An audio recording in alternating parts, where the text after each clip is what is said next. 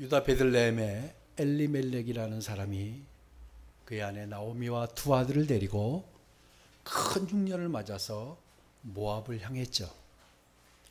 그런데 모압에서 얼마 후에 엘리멜렉이 죽고 또 10년 후에 그의 두 아들이 또 죽음을 맞게 되었습니다. 이제 남은 것은 나오미 홀로 남게 되었습니다. 이 나오미는 비록 모압 땅의 남편의 인도로 가게 되었지만, 그러나 그는 하나님의 백성인 것을 잊지 않고 살았다라고 하는 것을 우리가 지난주에 나누었습니다. 그래서 그의 관심은 베들레헴에 하나님의 긍휼이 언제 부어질까? 그래서 하나님의 긍휼이 부어지는 때를 본인이 돌아갈 때라고 생각하고 다짐하고 기다렸어요. 자, 그런데 베들레헴에 하나님의 긍휼하심이 회복되었다는 것을 이제 듣게 되었습니다.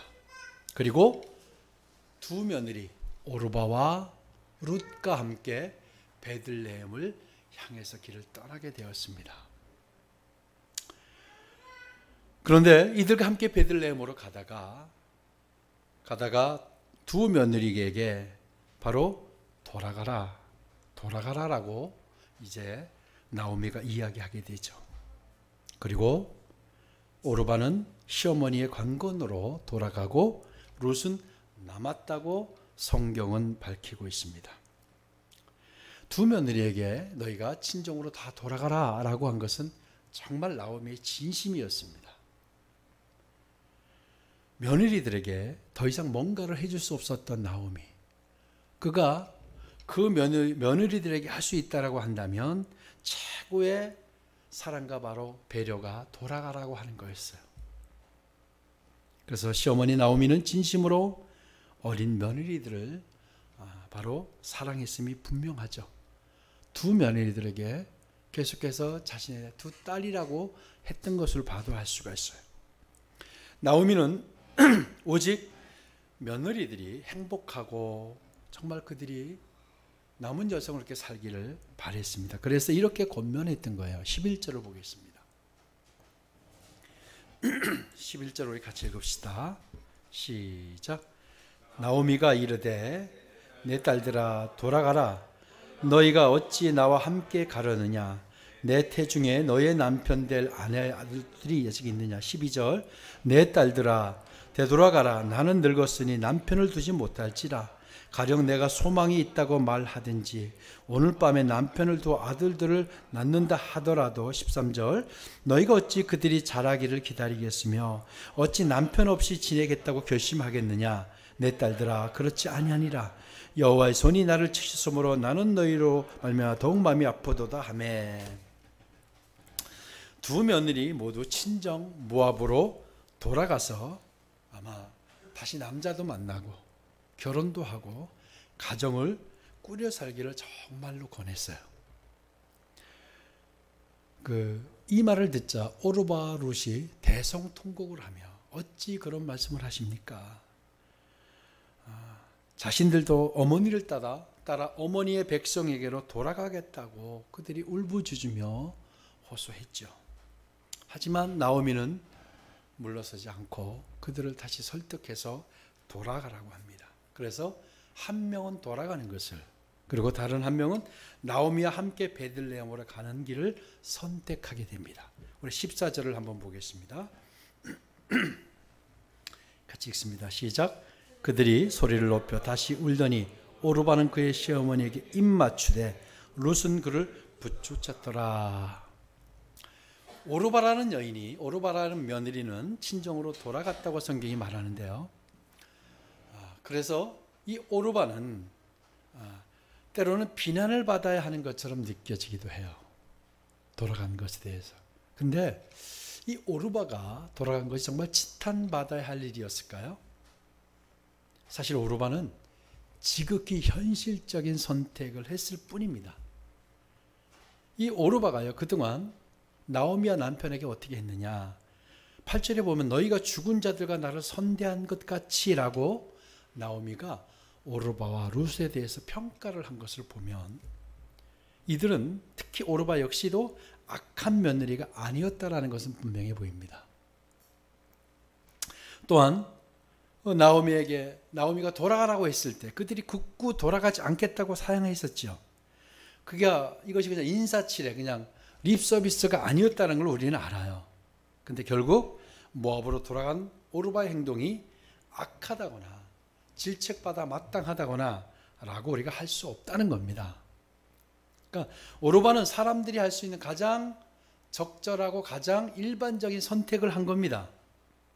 그래서 이런 오르바가 하는 것을 보고 나오미가 섭섭해하거나 나쁘다 생각하지 않고 오히려 그를 축복하며 돌려보냈을 거예요. 그러나 그러면서 나오미는 그가 돌아간 것을 다른 측면으로 해석을 합니다. 나오미가 남아있는 룻에게 동서를 따라 돌아가라 라고 다시 권하면서 뭐라고 얘기했냐면 오르바가 그의 백성과 그의 신들에게로 돌아갔다라고 말하고 있어요. 15절을 한번 볼까요? 15절을 우리 같이 읽읍시다.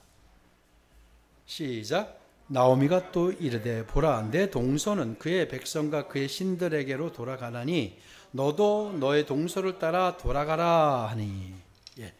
그의 백성과 그의 신들에게로 돌아가나니 라는 말을 직역하면요, 그녀 자신의 백성과 신들에게로 돌아갔다라고 이 말이 됩니다. 성경에서 모압의 신을요 바알보올 또 그모스라고 합니다. 근데 그모스는 바알보올의 옛말이라고 합니다. 어쨌든 오르바가 자기의 신으로 돌아간 것, 즉 시어머니 품을 떠난 것을요, 바로 시어머니는 여호와 하나님의 품을 떠나 우상에게로 돌아간 것으로 봤어요. 단순히 자신의 부족 모압으로 돌아간 것만이 아니라 우상이었던 모압의 신에게로 돌아갔다라고 나오미는 표현을 했어요. 그러니까 나오미가 돌아간 것을 그냥 나오미는 오르바가 돌아간 것을 영적으로 그렇게 해석을 했다라는. 그러니까 반면 룻은 모압의 신으로 돌아가지 않고 하나님의 품에 남아 있었다라는 의미가 되죠. 여러분은 어떠세요? 여러분 지금 하나님의 품에 있다고 말씀하실 수 있으세요? 네, 아멘 하시는 분들 축복합니다. 매주일 교회 나오는데, 매주일 교회 나와서 예배 드리는데, 제가 잊지 않고 주일을 성수하는데 저는 하나님 품에 있는 사람이 맞습니다라고 할 수 있을 거예요. 정말 그럴까요? 여러분, 하나님의 품에 있는 사람이 어떤 사람들일까요? 철저하게 주일이 되면 교회 가지 않으면 좀 뭔가 허전하고 뭔가 해야 될 일을 안 한 것 같고, 그래서 주일날 나오는 분들, 어쨌든 이건 해치워야 되는 일이에요. 안 하면 불편해. 그래서 아주 수준 높은 종교 생활을 하는 분들, 이분들이 정말 하나님의 품에 남아있다라고 할 수 있을까요? 여러분, 하나님의 품에 있는 사람은 어떤 사람인가? 바로 나오미와 룻 같은 사람이에요. 하나님의 품에 있는 사람은 그저 교회만 왔다 갔다 예배한다고 하나님 품에 있다고 저는 보지 않아요. 여러분, 스스로 잘 진단하셔야 돼요. 내가 정말 하나님의 품에 있는 사람인가? 하나님의 품에 있는 사람이면 적어도 늘 하나님을 생각하는 사람이에요. 하나님이 나를 어떻게 보실까? 하나님의 말씀이 무엇이냐? 하나님 무엇을 원하시지? 늘 이것을 고민하는 사람이 하나님 품에 있는 사람이에요. 예배드리고 공적인 모임 때마다 늘 잘 참석한다고 하나님 품에 있다고 저는 보지 않습니다. 우리가 겉으로 모양은 그렇게 보여질 수 있지만 하나님 우리의 중심을 보시는 분이죠. 여러분 스스로 나는 하나님의 품에 있는 사람이다 라고 하실 수 있게 되기를 축복합니다. 어려운 환경 조건 때문에 잠시 세상과 더 가깝게 살고 있는 그런 그리스도인들이 흔히 많아요. 많은 사람들에서 이렇게 말해요. 그런 사람들이요, 반드시 난 다시 돌아갈 거야. 하나님께 다시 돌아갈 거야. 힘들고 고통스럽기 때문에 하나님도 이건 이해하실 거야. 지금 내 상황을 아시니까, 내가 이러지 않으면 살아갈 수가 없으니까. 하지만 여러분, 그러면서 자기 힘들고 고통스러운 순간 하나님을 떠나 세상과 좀 더 가까워졌던 것을 스스로 자유합니다. 하나님 이해하시겠지.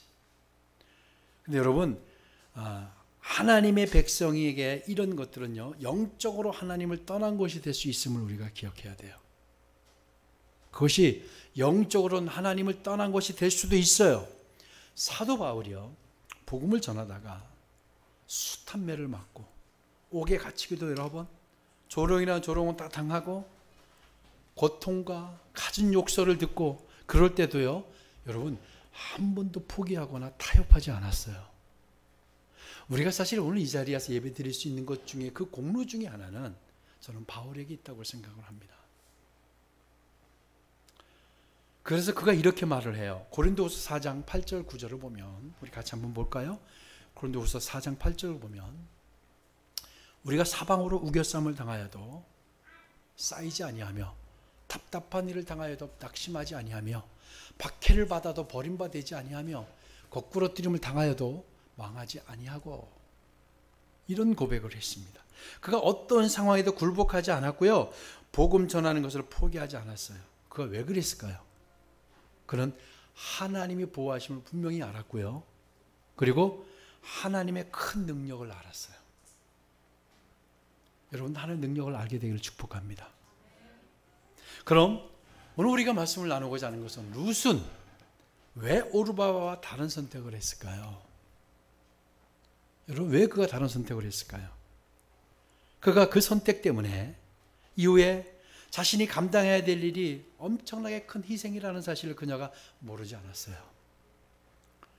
그런데 룻은요, 거기서 한술 더 나아가서 뭐라고 했냐면, 죽는 한이 있어도 어머니와 함께 하겠다라고 말해요. 여러분, 이게 그냥 립서비스가 아니에요. 죽는 한이 있어도 함께 하겠다. 그런데 그의 표현을 보면요, 어머니 나오미와 자신을 하나로 여기고 있어요. 우리 16절 17절을 한번 봅시다. 16절 17절을 큰 소리로 같이 한번 읽도록 하겠습니다. 시작. 룻이 이르되 내게 어머니를 떠나며 어머니를 따르지 말고 돌아가라 강건하지 마옵소서. 어머니께서 가시는 곳에 나도 가고 어머니께서 머무시는 곳에서 나도 머물겠나이다. 어머니의 백성이 나의 백성이 되고 어머니 하나님이 나의 하나님이 되시리니, 어머니께서 죽으시는 곳에서 나도 죽어 거기에 묻힐 것이라. 만일 내가 죽는 일 외에 어머니를 떠나면 여호와께서 내게 벌을 내리시고 더 내리시기를 원하나이다 하는지라. 아멘. 여러분, 나오미는요, 소망이 없는 나이든 여자일 뿐이었어요. 아시죠?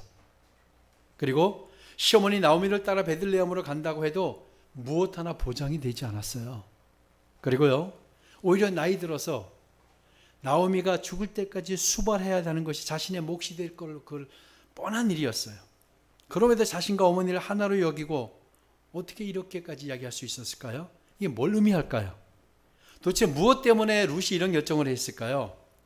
여러분 생각, 룻이 조금 어리석어 보이세요? 조금 부족해 보이고 모자라 보이세요? 아니, 성경에 보면 룻은 오히려 더 현숙한 여자로 보입니다. 오히려 현명하고 선숙했던 여자에 가깝습니다. 그런 룻이 이런 결정을 한 것에는 바로 이거였어요. 나오미를 통해서 살아계신 하나님을 봤다는 겁니다. 여러분, 여러분을 통해서 살아계신 하나님이 보여지고 계시죠? 여러분을 통해 살아계신 하나님의 모습을 보여주세요. 룻은 나오미 속에 역사하는 하나님의 모습을 봤는데요, 도대체 나오미 속에서 어떤 모습이 하나님이 살아계신 것이었나, 어떤 모습이 룻에게 하나님이 살아계신 것으로 보여졌을까요? 우리 13절 하반절을 한번 봅시다. 13절, 여호와의 손이, 우리 그 부분부터 보겠습니다. 13절 같이 보겠습니다. 시작. 여호와의 손이 나를 치셨으므로 나는 너희로 말미암아 더욱 마음이 아프도다.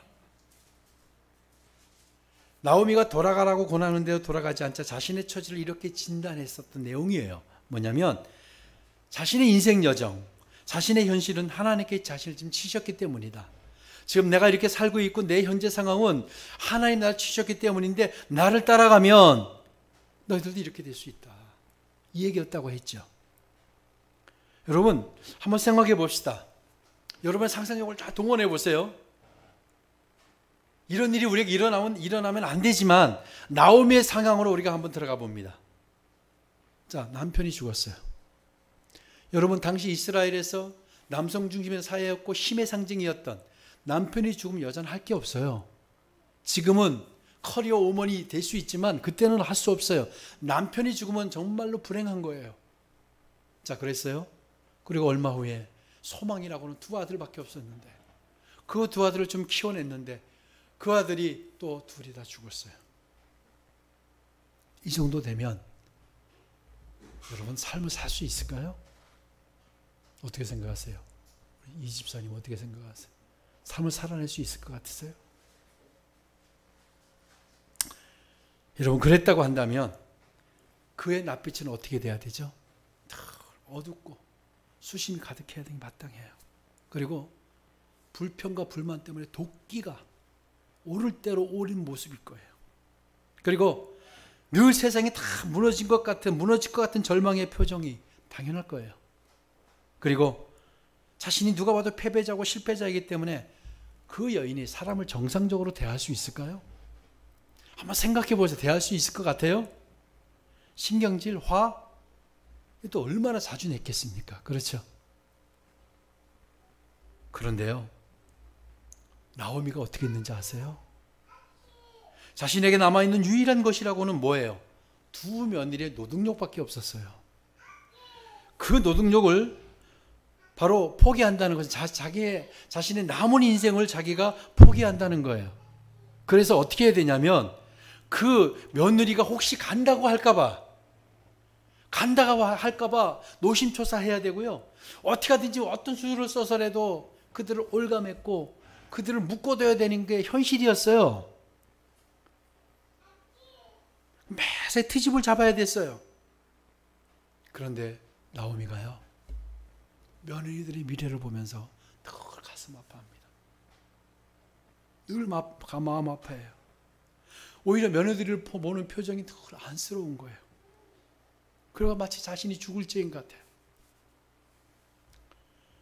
붙들고 싶은 마음이 굴뚝 같지만 그냥 그들을 옆에 둘 수 없는 일이었어요. 그래서 어떻게든지 그들을 돌려보내려 합니다.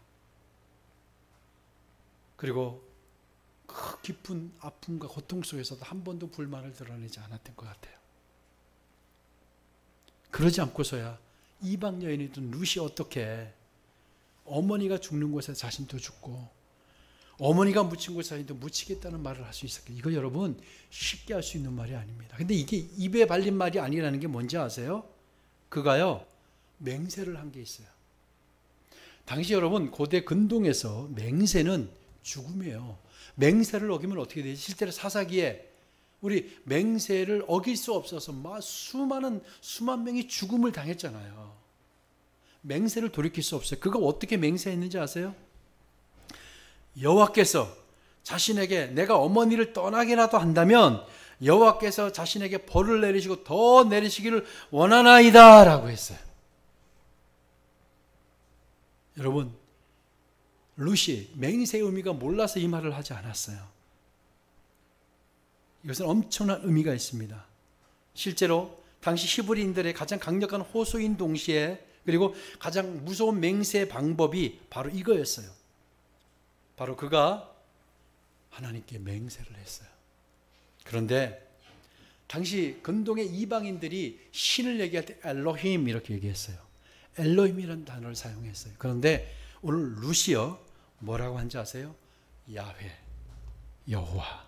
이것은요 이방인들은 절대 사용하지 않는 단어예요. 이것은 유일한 언약 백성이었던 이스라엘만이 사용하는 고유 명칭이었어요. 그런데 이 룻이 야훼께서 정말 놀랍죠. 이것은 바로 나오미를 통해 살아계신 하나님의 긍휼과 사랑을 정확히 봤어요. 다시 이야기하면 전 룻이 놀랍지만 나오미가 놀랍다는 얘기를 늘 하죠. 그 똑같은 모습을 나오미와 룻과 오르바가 봤어요. 그런데 오르바는 드러나는 현실의 모습만 더 치중했던 것 같아요. 근데 룻은 비록 누가 봐도 어머니는 실패자 같고 그들의 삶의 미래가 없어 보이고 그렇죠? 당연히 그렇잖아요. 지금 다시 베들레헴으로 돌아간다는 거 보장도 없어요. 그런데 룻은 그 속에 살아계신 하나님의 모습을 봤어요. 다른 가치를 봤어요. 다 아니라고 얘기했고요. 다 실패자라고 했는데 룻은 어머니의 지금 현재 모습, 어머니 스스로 이렇게 진단을 했잖아요. 하나님이 나를 치셨다. 그래서 내가 이렇게 다 잃게 되었다. 앞으로 내 삶도 그럴 수도 있다. 그런데 룻은 그 속에 하나님의 진짜 모습을 봤어요. 우리가 이런 눈이 열려야 돼요. 오르바를 우리가 탓하는 게 아니라 오르바는 그것을 보지 못한 거예요. 그도 어머니를 보고 감동을 받아요. 그래서 그가 따라 나선 거 아니에요.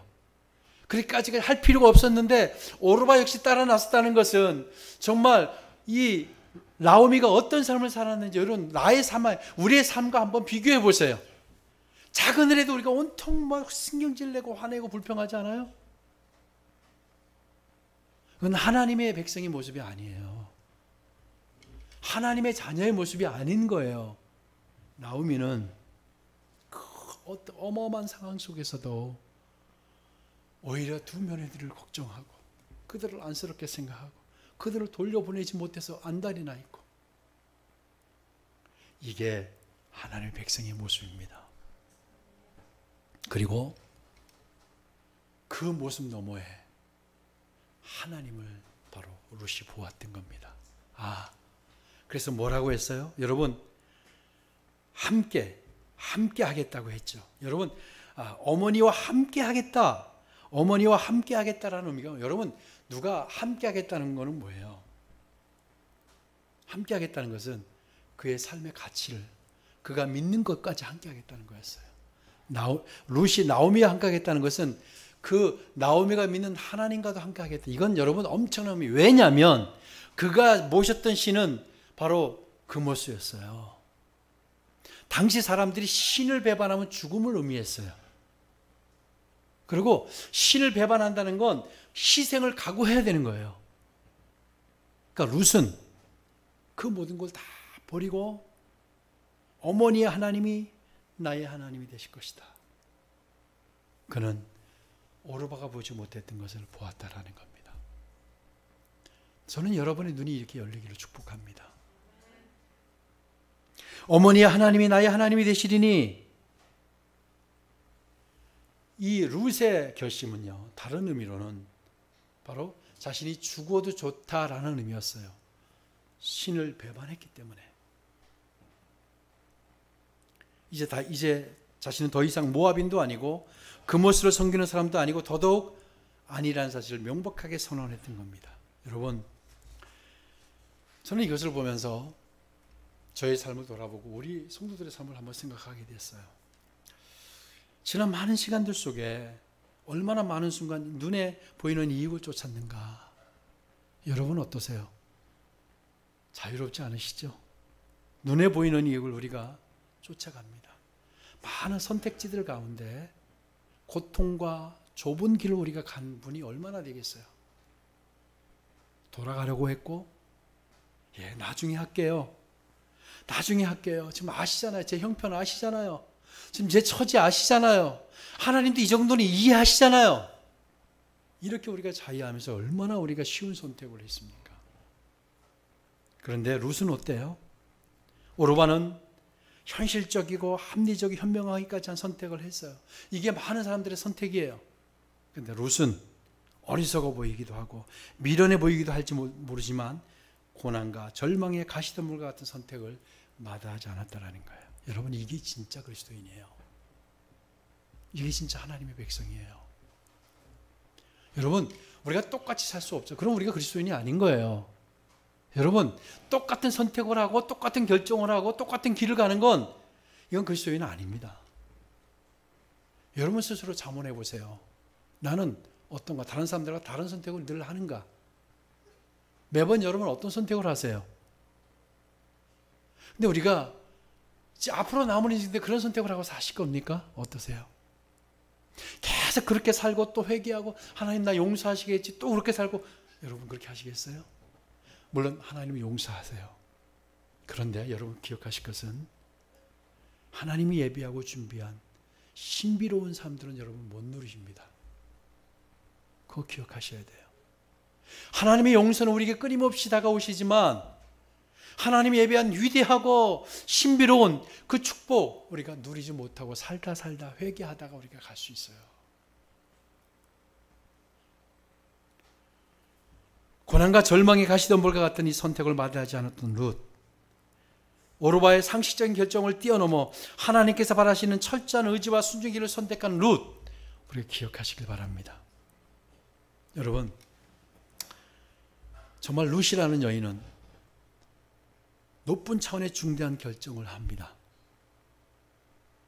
여러분, 이게 쉽게 생각하시면 안 될 결정을 그는 했어요.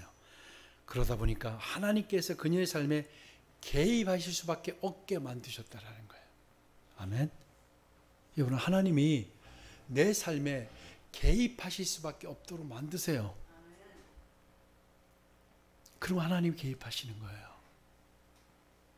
늘 눈에 보이는 유리한 선택 이제 내려놓으시고 하나님이 보실 때 늘 자문하세요. 우리가 지난번 집회를 통해서도 많이 몇 가지, 7가지 합당한가?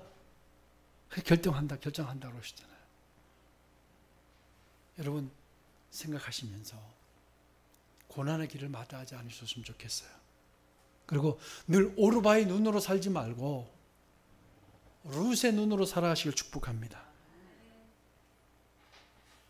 하나님께서요, 그 룻의 결정에 일하시기 시작하십니다.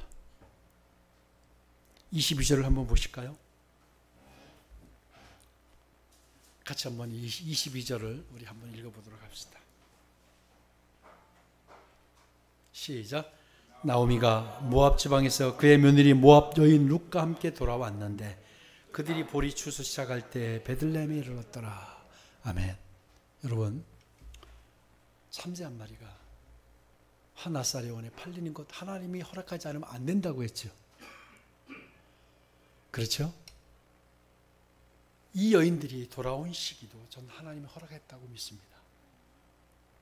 그 고통을 붙들었지만, 고통을 선택했지만 하나님이 너무 나오미와 룻의 결심을 너무 귀하게 여기셔서 이제 하나님이 이끌어 가시기 시작합니다. 하나님이 그들 삶에 구체적으로 개입하시기 시작하십니다. 그들은 상상할 수 없었던 놀라운 일들이 이제 이루어지기 시작합니다. 이거 언제까지 남의 이야기로만 두실 겁니까? 여러분, 아브라함과 롯을 아시죠? 롯은 어떤 선택을 했나요? 오르바와 같은 선택을 했어요. 눈에 보이는 것을 따라갔어요. 눈에 보이는 소돔과 고모라가 너무 풍족했고 너무나도 거창해 보였어요. 그런데 아브라함은 네가 먼저 선택을 해라. 그리고 허벌판을 향해서 그가 달려가죠.